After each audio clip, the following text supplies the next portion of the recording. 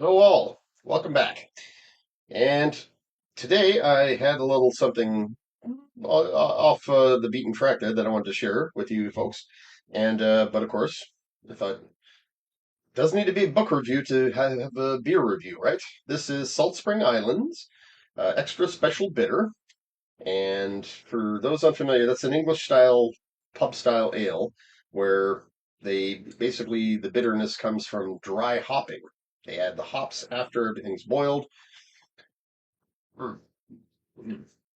Ah, which generally is a delightfully crisp ale, not overpowering, nice, nice smooth finish and so forth. It's subtle, but can also be very flavorful, right? And back in the day, bitter was something there that differentiated the beer you're ordering from a malt. A malt, on the other hand, would have been your less hoppy brews, something that's a bit sweeter and more malt forward, as they say. Anyway, good brewery, Salt Spring. They do some very good work, and in fact, they do a lot of ancient ales. They're the only brewery that I know of on the West Coast that does gruit, and that is a medieval style beer that predates the use of hops. It's very interesting. So, recommend checking that brewery out and recommending well their entire lineup, frankly. But yeah, I'd say definitely try the gruit. It is very interesting. This is how Europeans used to drink. Anyway, the task at hand is this big, huge, monumentally sized compendium of Arthur C. Clarke's collected short stories. And it came a little while ago in the mail.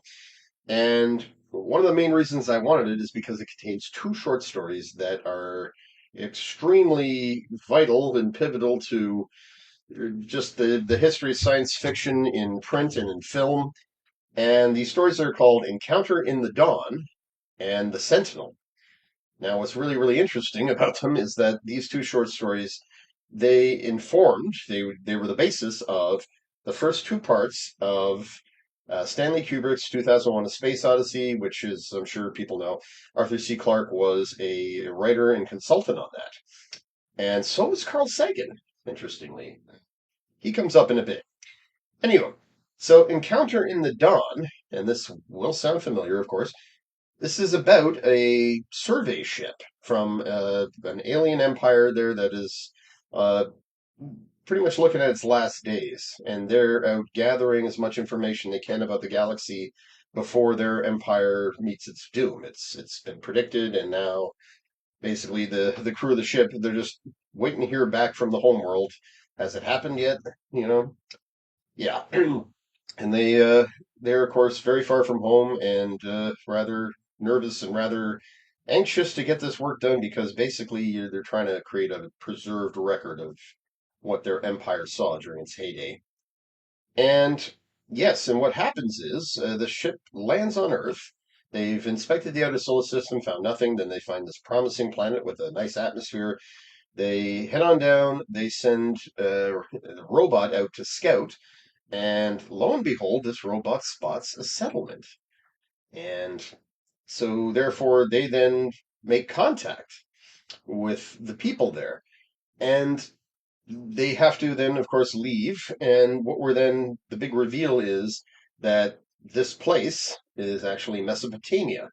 And the people who have met these aliens there and have been influenced by them, they will go on to found the great civilization of Babylon. And, well, Sumeria predates that there, so I guess it'd be Sumeria.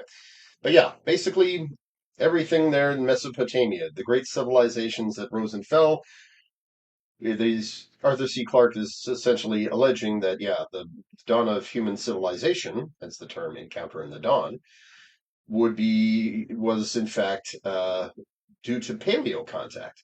This is not something he was arguing that he believed in. He's not von Daniken or any of those quirky sorts. But yeah, it was for him, like many scientists, including Carl Sagan, interesting food for thought. And it's something that goes back to the whole Fermi paradox question, right? Fermi's paradox basically states, given how big the universe is, how incredibly old it is, and how the ingredients for life are everywhere in abundance, as far as we can tell, The universe is isotopic. Yeah, is that the term? Oh, basically meaning uniform in all directions. So, um, given that, why is it that in the history of humanity and all our searching of the cosmos, especially, in recent years, thanks to our next generation space telescopes and ground-based telescopes that can see back to the earliest galaxies in the universe, why is it we've not only never encountered an advanced species, but have found no evidence of them? And yeah, when Enrico Fermi, who sort of asked the question upon which this paradox is based, when he first asked that question to his colleagues there, and this was back in 1950, and they actually began doing some calculations there, and this was just a lunchtime conversation, among friends. But it became kind of a bit of a legend there that later on inspired scientific speculation about that very question.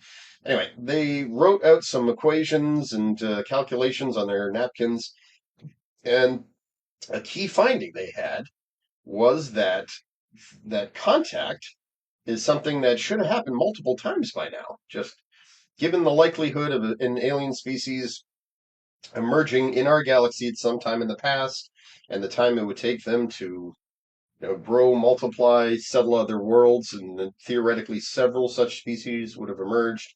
Yeah, we should have been visited. And so Carl Sagan, for one, he and others, this was sort of an argument that they made, and it is contained in this book, Intelligent Life in the Universe, which was he's co-written, sorry, by Igor Shklovsky and Carl Sagan. Igor Shklovsky wrote the Russian version of this, Russian language version, and he, Carl Sagan, made several additions to it, because I believe Shklovsky gave him the book there in order to uh, take beyond the walls of the Soviet Union, the Iron Curtain, in the hopes that it would be disseminated. So Carl Sagan brought it. He had it translated from the Russian. He made several additions and addendums. So the English language version, of course, has both their names because they both were very important contributors. And what Carl Sagan argued in there in one chapter was that scientists should absolutely take the possibility of paleo contact between ancient peoples and advanced civilizations seriously. The possibility. He wasn't saying it happened. And furthermore, he argued another key thing that's intrinsic to the Fermi paradox, which was the subject of an essay he wrote on it. Because in his time, in the early 80s, there were a few theorists who were arguing that the lack of contact so far proves there's no aliens out there. Because they would have done all this and we would not have failed to notice. So Carl Sagan came back with a rebuttal, along with William Newman, his co-author and colleague, who rarely gets credit for this paper, by the way. They came back with the solipsis approach to extraterrestrial intelligence, I believe. But it was called Sagan's response, his rebuttal paper. Like I said, he kind of got all the credit. Anyway, he argued that, there's a million and one reasons why humanity has not made contact or hasn't found evidence of extraterrestrial life yet. Keyword being yet. And the truth of it is, if you actually think about it, it's like we so barely scratched the surface as to render that argument that, oh, we would have seen something by now completely moot. And it was in that essay, Sagan said, famous words, the absence of evidence is not evidence of absence. It's like where there is no data at all, right? You can't suddenly start making conclusions. Yeah, the fact that you haven't found anything yet doesn't mean there's nothing to be found. But the other point there that he was sort of raising in Intelligent Life in the Universe was maybe we have made contact and we just don't know it. And of course, he would later on regret saying some of this just because, not because he thought it was wrong or he took it back, but mentioning von Daniken there in his book Chariots of Fire, or no, Chariots of the Gods. Yeah. that those books like that by these pseudo historians, extremely unacademic, unqualified individuals with a proven record of being hucksters. Yeah, that basically inspired this cult-like mentality of, well, today we call it ancient aliens after the National Geographic Channel show, which is absolute just garbage. And kind of insulting that the National Geographic Channel or possibly the History Channel, I think I don't know, one or both of them show it. Yeah, that they would indulge this, right? Because, yeah, it is so very, it is in many ways racist to assume that ancient cultures, non-Europeans, couldn't build these great works that were found in their possession without outside help. And this was, in fact, the basis of a lot of archaeological theories back in the Age of Discovery, 18th and 19th century. Europeans came upon the Mayan ruins, the Angkor Wat, and other just mega projects that civilizations locally had undertaken. But it also, yeah, it's been directed inward a little bit with the ancient aliens hypothesis. They're not just saying that non-Europeans were too stupid to build these things, but that, yeah, ancient humans in general were too stupid to do that. And they're extremely unacademic in their approach. They don't know what the hell they're talking about. But nevertheless, Carl Sagan thought that was very interesting food for thought and offered that. And when he was collaborating as a consultant for the 2001: A Space Odyssey, he related a lot of his thoughts to Stanley Kubrick, who was trying to come up with an alien profile, right? Because yes, this I should say first of all, the second short story, The Sentinel, that is the basis for part two of the film, right? Encounter in the Dawn. From that description, they came up with early hominids, and the part is called The Dawn of Man, right? So still very much in keeping with that idea. They're influenced by the presence of the monolith. And that comes back to Carl Sagan here in just a minute here. Yeah. So that is the base part one. Part two was inspired by the Sentinel, which contains the exact same premise. Astronauts in I believe at the time he was setting in the 21st century, in the short story, not the film, which was, uh, they, yeah, they come upon a artifact on the moon, and in this case it was triangular or diamond shaped, and basically, yes, once they unearthed it, it began transmitting. It came alive and began transmitting. And so again, Arthur C. Clarke and Stanley Kubrick, they fashioned part two of this into the sort of story there that millions of years later, after the monoliths had arrived, humanity is now uncovering evidence of their arrival. And yeah, and whereas the one that met with early humans was sort of a bringer of knowledge. It gave them ideas, and Clarke fleshed that out a bit more in the book version, which was released concurrently with the film. And I spoke about that in my review.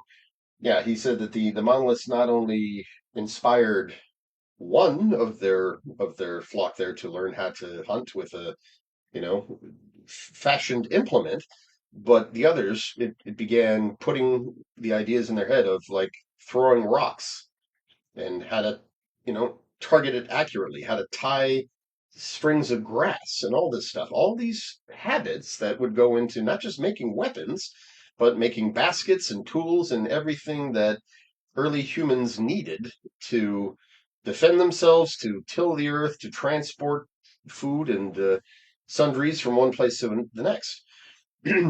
Anyway, so yeah. And then in part two, they find an identical looking one that's sitting on the moon, but its purpose, as is made very clear, as soon as the sunlight hits it, after after they unearthed it, right? As soon as the sunlight hits it, it starts sending out this big burst of radio static, and it fired it off in the direction of Jupiter. And so that's how the rest of the story unfolds. And so for Clarke, yeah, and Kubrick, this was a chance to get very creative and talk about, you know, what was this thing signaling to? What are they going to find out there? And Kubrick wanted very much to have an encounter scene where they get to meet the the aliens there, this advanced civilization that essentially tampered with human evolution. And he was using all manner of forms of inspiration, and in the end he was frustrated though. It's like looking at all these terrestrial examples of species, looking at the human body and all of its complexity. Everything came back to Earth, life on Earth, and it's just a brilliant demonstration of, yeah, the biggest problem we have when it comes to talking or thinking about extraterrestrial life and intelligence is that we have absolutely no basis for making any kind of educated guesses, really. We have no idea what they'd look like. All we know is the only examples we can draw from came from here. And therefore, yeah, it's like you're trying to guess at something there that you have absolutely no data on whatsoever. Evolution on another planet would have followed any billions of different courses at any given time in its history, right? Because the evolution of life on Earth was affected by so many factors. Even if you found an Earth-like planet orbiting a sun-like star many, many, many light years away, there is the idea that there'd be convergent evolution, right? Like they would turn out the same as life here on Earth, just with, maybe different bells and whistles. Yeah, it's incredibly naive, right?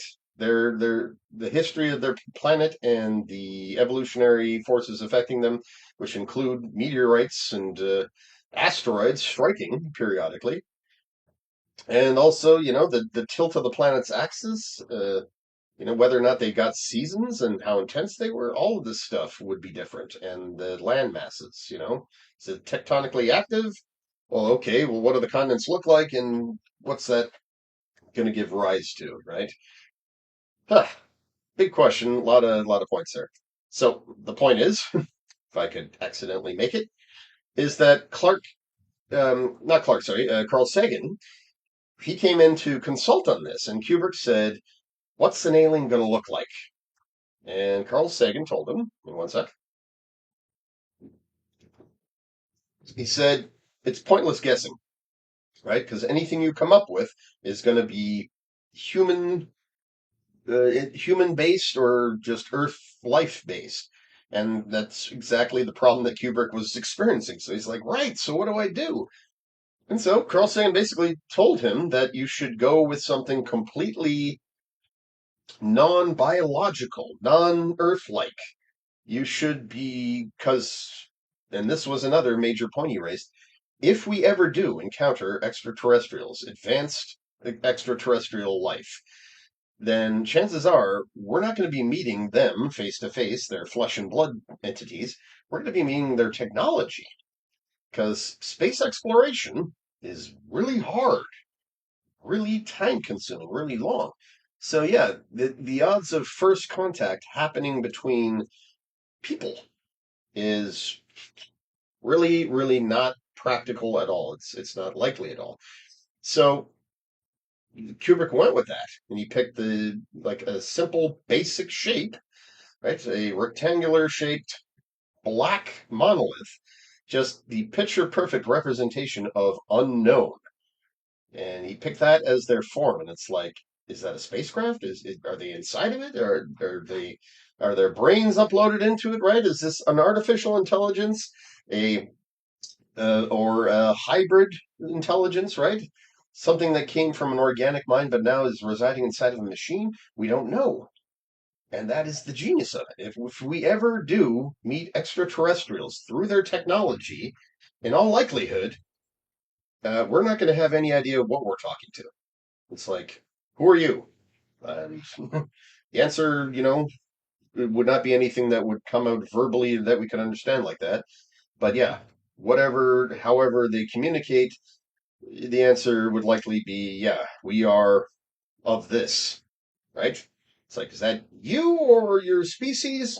Yes. You know? Yeah. And of course, Arrivals did a wonderful job of this too, right? Addressing the barriers of communication and just how profound they are. But of course, there too, it's like they chose to go the route where the aliens are coming here in their physical forms, right? They're aboard the spacecraft. So yeah, a different take, but no less brilliant. So as you can imagine, given the fact that my wife is a linguist by training, that is her favorite science fiction movie. And it is definitely top five for me. For me, it's 2001: A Space Odyssey.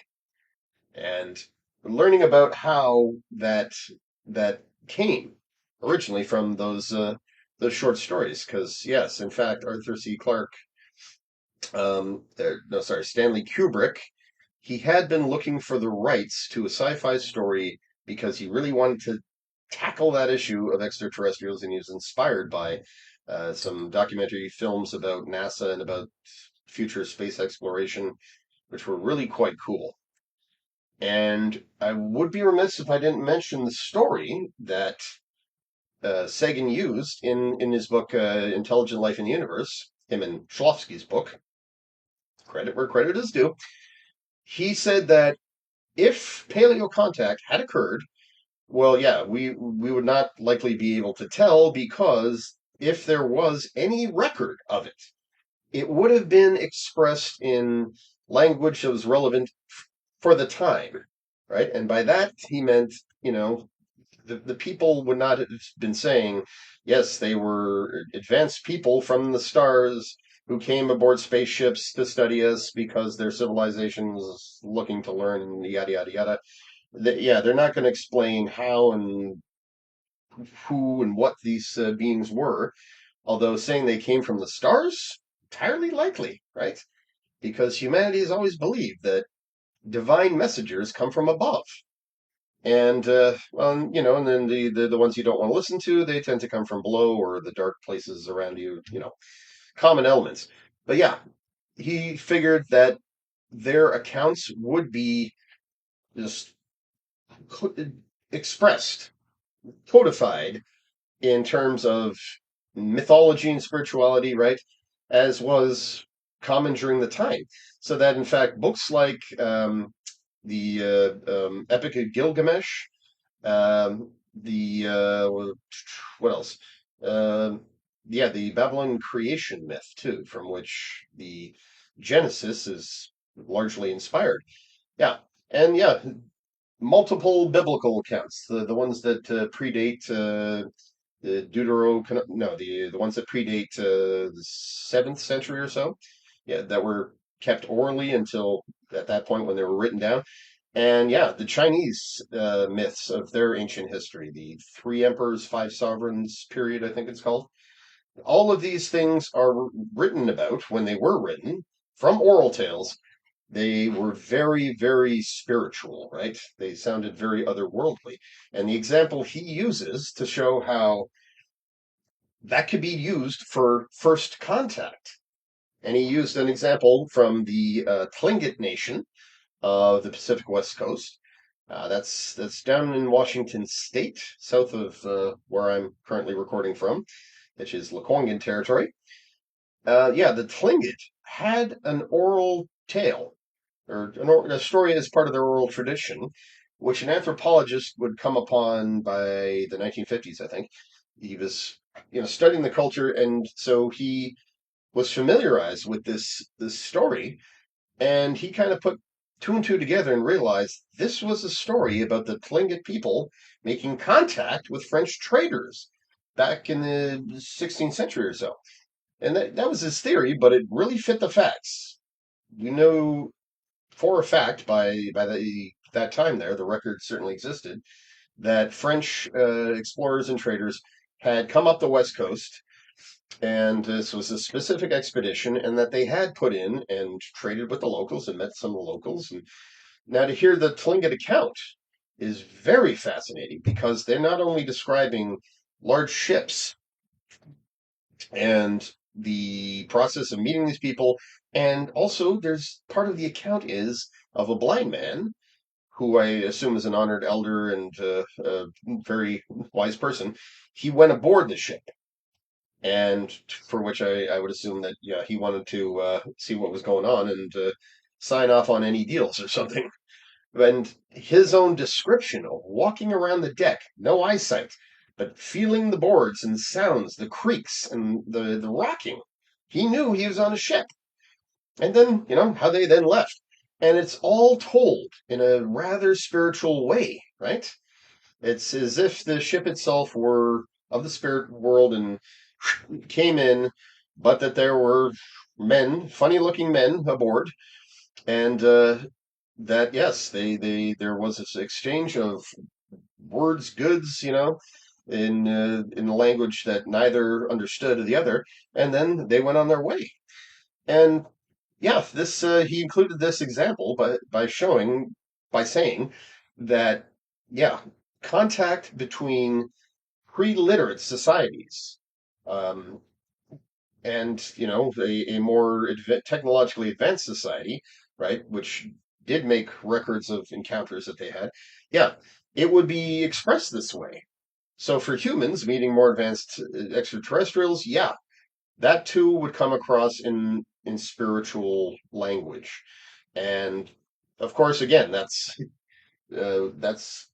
partly why Sagan really regretted his contribution to the whole ancient aliens thing. It was certainly not what he was going for, but yes, the it was yeah several fraudulent um, pseudo academics, pseudo intellectuals. They began producing these ridiculous claims based on their own reading and interpretation of ancient texts to say that yeah, the ancient gods were aliens, and that explains why they were in chariots in the sky. It's like it has nothing to do with the fact that they were associated with celestial objects, and those move across the sky. And in their ancient traditions, they believe that yeah, things don't move unless they're being pulled, right? So there was a chariot moving the sun, moving the moon, and all that. Or I don't recall exactly who did this one, but the whole Nibiru story. Yeah, this was based on one man's reading of Babylonian tablets that are part of the creation myth and other stories. I've actually looked into these. I want to use them for a story I'm writing that has nothing to do with aliens, by the way. Yeah, yeah, and from that he claimed that yeah, the names of the gods they're actually the planets and the aliens that came from them who were to influence Earth, and Nibiru is a big planet that's out there that we haven't found. And yes, speculation about Planet Nine or Planet X, depending on whether or not you still maintain that Pluto is a planet, and many very very smart people and qualified scientists, way smarter than me, they do totally. So point is that kind of fueled some of the crazies to say, "Oh, it's Nibiru, man." Others suggested we could name it Nibiru, a more sensible approach. But yeah, that's not a very popular idea right now because why give the crazies something to work with here? And of course, we don't even know if it's there. Well, all the research and scholarship that's gone into this suggests there's something lurking at the edge of our solar system. Is it a gas giant? Is it a black hole? Like a giant planet or a diminutive black hole? We're not sure yet, but definitely want to find out. Hmm. So that's my uh, little chat, my mini TED talk. Lord knows if I could secure that, there'd be much more professional video being made of it there. But yeah, it is something that this whole process and the interconnected nature of what Carl Sagan wrote, the impact that it had, and of course the impact that Arthur C. Clarke had, and how it influenced one of the well, actually, according to multiple sort of surveys and tallies, 2001: A Space Odyssey is recognized as being the greatest science fiction movie of all time, and I agree with that. It's a matter of opinion, but yeah, the fact that Arthur C. Clarke played a very vital role in that was certainly a feather in his cap, and didn't look bad on Stanley Kubrick either. And, well, I got a lot more stories and anecdotes like these, but I'll say that for another time. Um, Partly in how they relate to my own plans for writing. I am working on, right now, I have a work in progress that I'm going to shop out to a publisher in the near future, which sort of introduces the idea of an advanced extraterrestrial intelligence making contact with humanity in the reasonably distant future, and how, yes, we have the exact same questions, right? What are we looking at here? Is this them? Is this their robot probes? Is it something in between, right? Like their minds uploaded into it, or is it just artificial intelligence that can mimic intelligence? How would we know? They're that advanced. And also, yeah, the Babylonian creation myth. Um, or no, it's not the creation myth. There is a Babylonian myth that talks about Enki, the god of mischief and invention, how he allowed different kingdoms to understand each other by getting them to speak the same language. And that story has been sort of, it was sort of ripped off and reformatted there by the ancient Hebrews, who, coming to Babylon as part of the Babylonian exile, they used this story, elements of this story, to fashion the Tower of Babel myth. So it wasn't really a ripoff. It's more like they just borrowed elements. I do not mean to insult any practitioners of the Jewish faith here. Um, but yes, they did borrow from it, but they completely, flipped the narrative, saying that the fact that Babylonians had built this tower so high, God chose to confound their language so that the people wouldn't become too powerful. And it's like all of that is in this other story. These different kingdoms were competing to see how tall of a ziggurat they could build and thus gain the favor of the gods. So, yes, the gods did intervene, and Enki was the one to do that. So, me idea is that in the future, when human beings are spreading throughout the cosmos, and I did a paper on this about linguistic evolution, and that put me in touch with some software that predicts how language pronunciation stuff will evolve over time. That put me in touch with that, and I have kept a hold of it ever since, like white knuckle, because I want to use that to write a story in which there are now efforts to try and centralize human language again. Interstellar travel was once a very, very slow affair. Language evolved on the way there, and once there, yes, considerably. And by the time communications were established and regular movement of people, still a very long process, but yeah, fast enough that, regular communication could happen and people needed to understand each other. So, yes, the book I had in mind for that is called The Enki Effect, in the sense that, yeah, Enki is going around trying to get everybody on the same page, speaking the same language, because none of the languages have failed to evolve.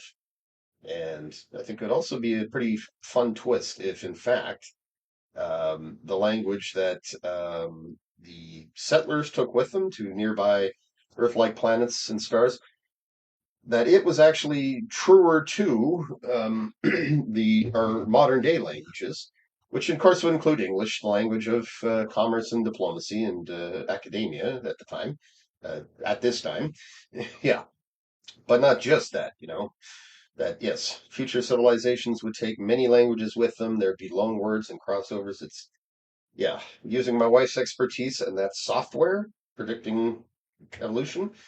Yeah, I want to write this story, and it will have a lot of parts which seem incomprehensible, but only when two characters are speaking to each other in different languages, right?